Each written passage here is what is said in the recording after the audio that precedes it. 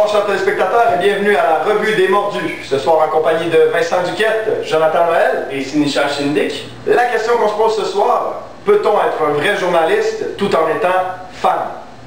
Jonathan? Le premier mot qui me vient en tête est impossible. Je crois qu'il est impossible d'être un bon journaliste qui va être non biaisé en étant trop fan d'une équipe. J'ai plusieurs exemples qui me viennent en tête, mais vous, mes chers confrères, ne pas en témoigner pareil. Vincent, de votre côté? Ben moi, je suis vraiment de l'avis à Jonathan, tout simplement parce que quand tu es trop fan d'une équipe, visiblement, tu perds toute objectivité dans tes couvertures journalistiques. Et je pense que un journaliste, s'il est trop partisan, inévitablement, il devient non-journaliste.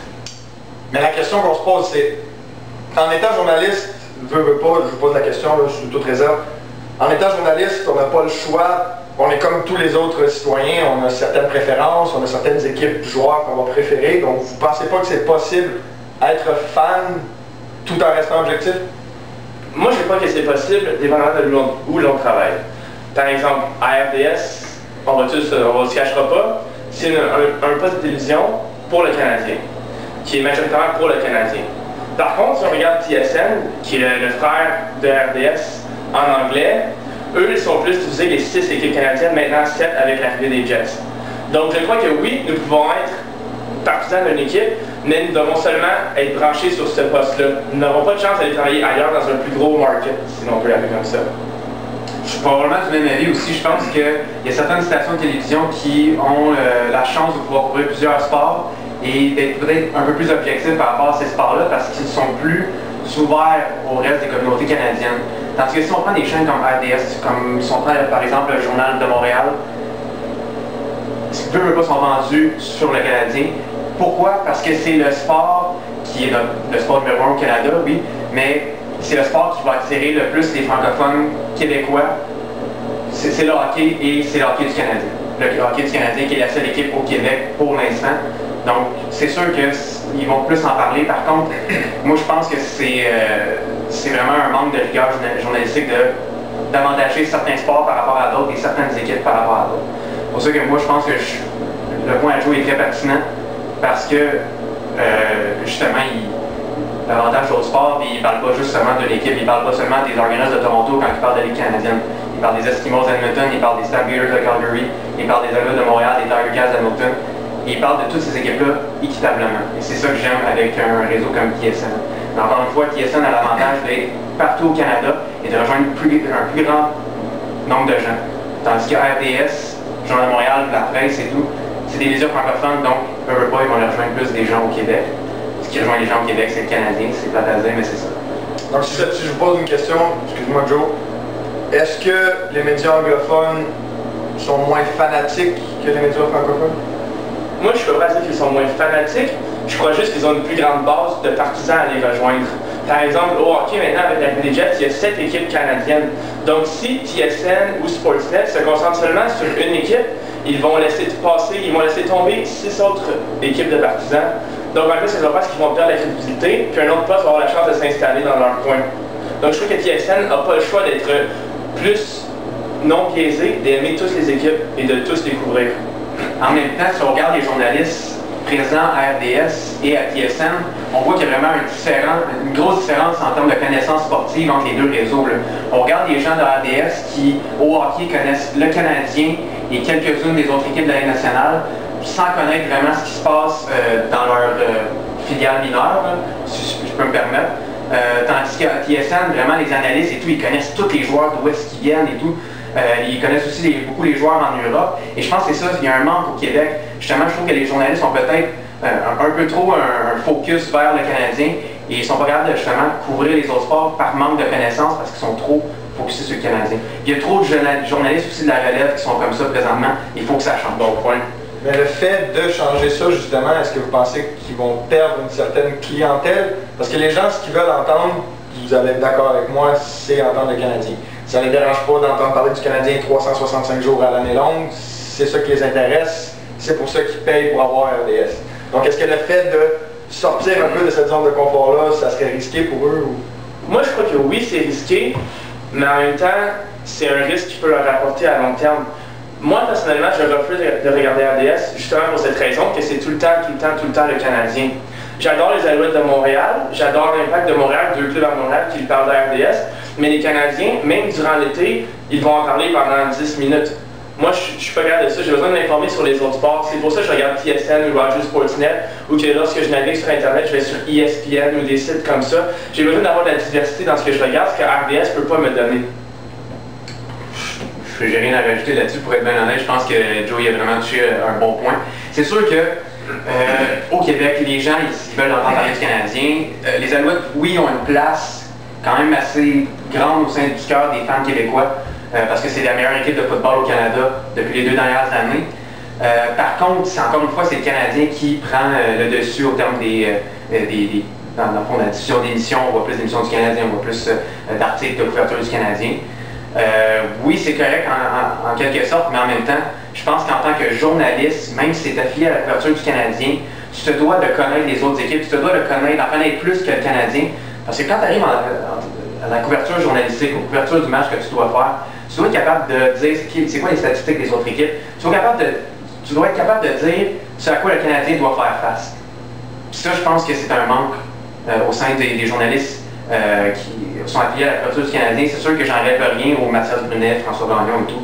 Ça fait des années qu'ils sont dans le milieu, c'est sûr qu'ils connaissent ça. Mais aux journalistes de la relève, présentement, il y a un manque. Puis ce manque-là doit être comblé. Si, dernière question dans cet ordre d'idées-là. La communauté de Montréal, on sait qu'il y a beaucoup d'immigrants, on sait qu'il y a des sports qui sont pratiqués en Europe, par exemple le soccer.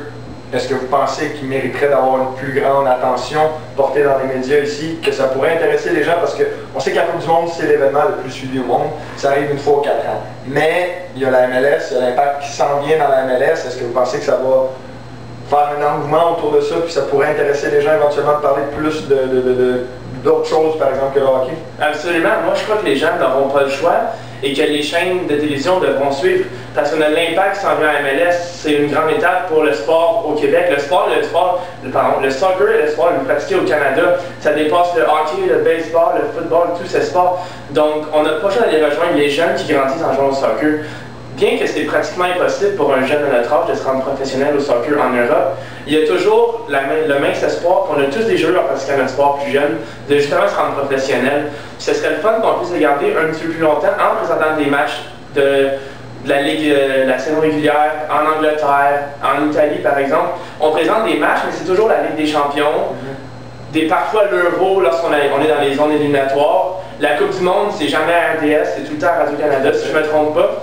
Je trouve que RDS, en tant que la chaîne numéro 1, on peut dire numéro 1, même si TVA Sport est rendu, TVA Sport ont leurs affaires à prouver, devrait prendre une plus grande place au soccer, autant qu'au football américain, qui présente seulement un match par fin de semaine. C'est tout le temps les mêmes équipes, soit les Patriots, les Colts, les équipes que le monde regarde.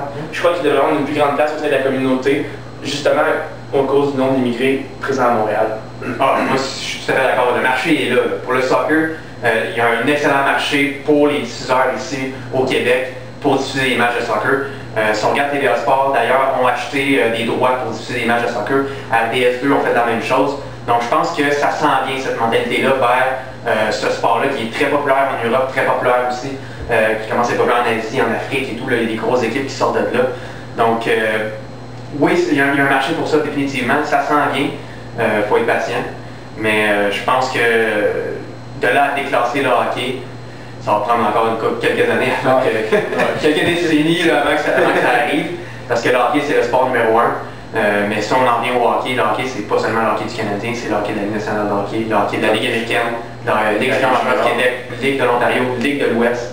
Il y en a du hockey au Canada, il y en a du hockey en Amérique du Nord, il y a du hockey aussi en Europe. Alors, arrêtons d'être fermés sur le Canadien et commençons à s'ouvrir vraiment sur le monde parce qu'il y a du très bon hockey ailleurs au Québec. Messieurs, ça clôt le sujet de notre question de la soirée. Avant de terminer, un petit mot sur Novak Djokovic qui vient de remporter le US Open il y a quelques jours. Vous allez en discuter avec moi. Novak Djokovic qui vient de remporter le US Open, son 4e titre du Grand Chelem en carrière. Donc, il a vaincu Nadal pour une 6e fois cette année. 6 victoires contre Nadal en finale. Un match enlevant, des points qui ont duré pendant plusieurs minutes, dont un seul point qui a duré autour de 18 minutes. Messieurs, qui va arrêter Novak Djokovic? Lui-même. Mon partisan canadien en moi espère le titre Milos Raonic. Mais je ne crois pas que ça va arriver. Je crois qu'il y a personne à la hauteur de Novak en ce moment. Si un gars comme Del Potro était resté en santé, il aurait certainement la chance, parce qu'il a un énorme talent, mais malheureusement, il est fragile. Sinon, Federer est rendu au bout du boulot, selon moi. Il est plus à la hauteur. Il a joué un très bon match, mais encore une fois, il manque un petit quelque chose, une petite motivation de plus qu'il y avait plus jeune pour le battre. Maintenant que le record pour le plus de Grand Chelem avec 15, si je ne me trompe pas. 16, merci. C'est vrai qu'il y a ça un peu avec 15. je crois qu'il manque un petit quelque chose. Il a tout accompli dans le monde du tennis. Maintenant, il y a sa famille. Je crois qu'il va rester un an et demi parce qu'il va aller se concentrer sur sa famille. Je trouve qu'il est très correct parce qu'il a fait son temps. C'est vraiment le plus grand joueur de tennis de tous les temps, mais il n'est plus à la hauteur. Puis c'est la même affaire pour Nadal. Nadal, c'est un très bon joueur. Il s'est développé sur d'autres surfaces à la terre battue, mais Djokovic est tout simplement trop puissant en ce moment pour être vaincu. Comme je dis, là, la seule personne qui peut arrêter Djokovic présentement, c'est Djokovic lui-même. Parce que sa confiance n'a jamais été aussi haute.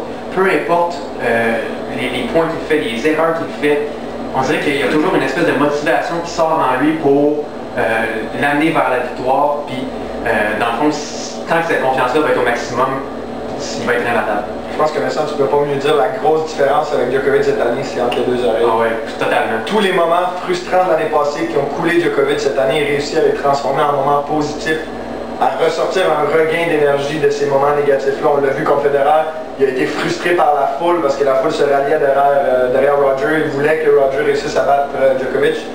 Djokovic a dit non, 2 points de match sauvés, 2 fois en 2 ans contre Federer au US Open. Djokovic vient de rentrer dans un club céleste. Il est seulement parmi 6 joueurs qui ont remporté 3 grands chelems au cours d'une même année. Messieurs, on sait comment ça fonctionne au tennis. Il va falloir défendre ces points-là l'année prochaine. Est-ce que Djokovic va être capable de tenir la cadence l'année prochaine? Non. C'est impossible qu'il y ait seulement 2 victoires encore l'année. 2 défaites, seulement l'année prochaine. Il va peut-être en avoir 5. Ça va être assez pour qu'il reste numéro 1. Mais une saison comme il est venu cette année, j'ai jamais vu ça auparavant au tennis. Si je ne me trompe pas, même Federer n'a jamais fait ça. 2 défaites dans une année, c'est complètement ridicule. Le dernier jamais d'ailleurs, ça a été dit tantôt, c'est John McEnroe. Ouais, j'étais pas là pendant ce temps-là, donc... mais en même temps, on dit 2 défaites, oui, c'est sûr que ça sera jamais... Il ne pourra jamais reposer ça, c'est impossible. C'est une année de rêve, ce qu'on appelle un once in a lifetime en anglais. Mais de là à dire qu'il ne continuera pas sur sa lancée et remporter d'autres grands chelems, je ne suis pas prêt à dire ça. Je pense qu'il va en remporter au moins 5-6 autres là, justement avant qu'il tombe dans la pente descendante de sa carrière. Mais de là à dire qu'il va avoir encore une fois 2 défaites l'année prochaine, je ne penserais pas. Il ne faut pas charrier. D'ailleurs, l'année n'est pas finie. Non, c'est ça. Est-ce qu'il va y avoir d'autres victoires, d'autres défaites? Je pense qu'il reste encore 1 ou 2 Masters d'ici la fin de l'année, plus le Masters suivant qui va les 8 meilleurs joueurs. Voilà. Donc, ça va être à suivre. Novak Djokovic qui continue sur sa lancée. Messieurs, merci beaucoup. Jonathan, Vincent. C'est une shot. Chers téléspectateurs, c'est la fin pour ce soir, la revue des mordus. Donc, on vous remercie d'avoir été à l'écoute. On se retrouve bientôt pour une autre émission.